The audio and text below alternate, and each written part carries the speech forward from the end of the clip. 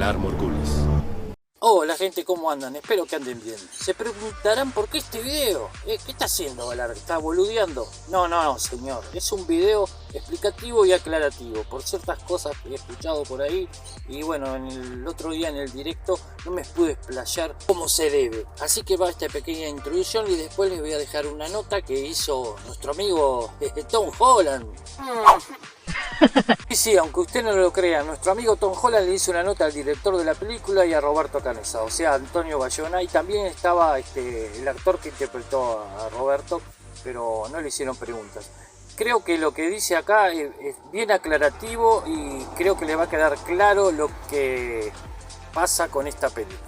Y en primer lugar les voy a dejar una opinión personal. La película no está inflada por ningún tema de internet ni nada. La película es buena por sí sola. Y no es que sea sentimental o algo por gusto, sino que la película intenta relatar verdaderamente los acontecimientos que ocurrieron en la vida real. O sea, que no entiende eso es que no entiende nada. También comentar, y dado las circunstancias, que el ser humano es diferente en todos sus aspectos, no somos todos iguales. Y como no somos todos iguales, algunos sobrevivientes han querido hablar del tema y otros no. Es entendible. Cada uno de los sobrevivientes quiere continuar con sus vidas, como haría cualquier ser humano que pasaría por esas circunstancias, ¿no? Obviamente. Y digamos que la película vive y digamos, otra vez están currando con la misma historia. No, lo que está haciendo este director y demostrando con los sobrevivientes y los actores es contarle verdaderamente los hechos acontecidos y no una versión tan hollywoodense y edulcorada y de aventuras como fue la película Viven. Y bueno, como les comenté en el directo, yo también he tenido la posibilidad de hablar con los sobrevivientes, como le dije, Roberto Canessa, y no es que cada uno esté podrido sobre el tema y que sigan pasando los años y se hable de eso, sino que cada uno lo toma como un ser humano, con distintas personalidades, y bueno, cada uno tiene su personalidad y lo lleva como quiere, ¿no? Y habla lo que quiere y dice lo que quiere. Bueno, espero también que esta nota les sea aclarativa y quede bien claro los conceptos acá vertidos en esta nota que hizo Tom Holland para MTV. Bueno, los dejo con la nota, espero la disfruten. Adelante. How has this experience been for you? In 1974, the book Alive was published by the Piers Reed. It was a very neat book that had all the details of what had happened in the mountain. But the survivor said that book was missing the feelings. There was missing the soul of what happened. And Piers Reed, very politely, he said, it's impossible for me to get the soul of what happened in the mountain. And we had to wait 50 years for a film that really captures the souls of ourselves in the mountain. And let me tell you that this is why you're so moved by this picture, because it gets to your soul. And I realized that Numa symbolizes that feeling there that was masterly done by Jota in putting Numa on that perspective that is a little bit different than what he was in the mountains, but let him talk about it, and we feel comfortable after he's dead that his voice is still telling us what happened. And I believe that even nowadays, from now on, I will hear Numa's voice talking of what happened to us. Wow, and I know that you recently got to see the film with your team and with some of the family of the deceased. What was that experience like to share that with them again and to come together? Well, this is the third time I see the film, and every time I see it, I appreciate it more. And today I told Jota, you know, this is my favorite film, my favorite film in my life. I had other films, and this is something that is going to happen to you. We acknowledge that today in the third view. Because it's very difficult to understand his head and what he was at. I mean, very true. He was working Is it? He's a tricky bloke. Yeah, it's right around and put things there. Yeah, you see, what is going on? Why does he do this thing? And even this morning he was telling him when Numa goes back, he goes back over his steps.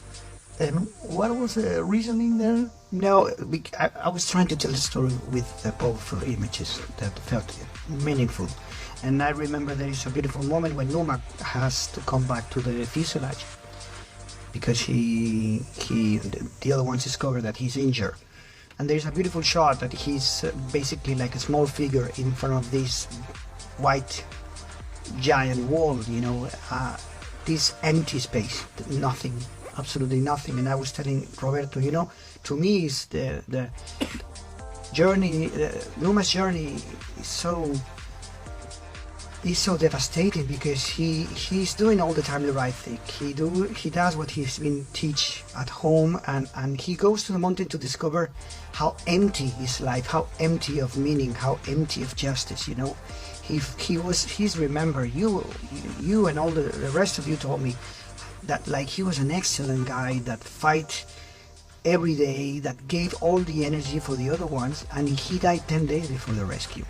So to go there to the mountain to discover this lack of meaning, to me that's that image, like this figure in front of this vast nothingness, and what is beautiful is that he's following his own path. He needs to do this path backwards, which is very symbolic because it's a journey of self-discovery where he needs to learn his real nature, and he needs to accept that. He needs to accept that there is a part of him that is an animal that needs to eat, that needs to do what he's not been taught at home. And by doing so, he will discover who he really is. And when he discovers that, he is able to deliver himself, to give himself to the other ones. And that's what I was explaining Roberto this morning. Yes, because he gave himself from the beginning. Love to the neighbor as you love yourself. That's the top of generosity. And Numa loved the people more than himself. And that for me is the reason that why he died. Because he was doing things that he was not able to. And then he got injured. So it's a huge lesson. We have people around that used to do that and procrastinate themselves in a way. And I think there are lots of lessons here in this film, and I think it's an incredible teaching material for a family too. Bueno, gente, espero que haya quedado claro. No es nada inventado por mí, sino son palabras de los protagonistas de esta película y de esta historia. La verdad que yo no soy de hacer estas cosas, pero viendo y escuchando cosas, ¿no?, que se dicen, pululando por internet, por YouTube, me vi obligado teniendo ya un canal, a explayarme libremente, ¿no?, como todo ser humano.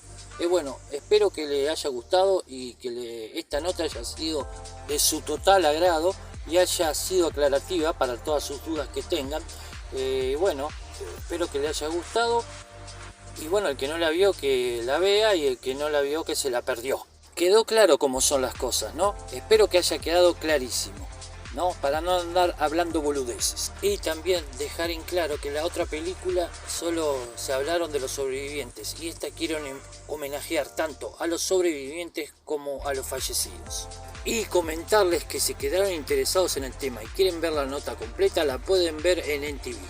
Y espero que esto haya sido suficiente para dejarle en claro muchas cosas a ustedes. Bueno, y aclararles que J le dicen los sobrevivientes al director, Antonio Bayona. Bueno, gracias, gente, les mando un abrazo, un saludo grande, cuídense, nos vemos a la próxima, ¡chau! Valar Morgulis.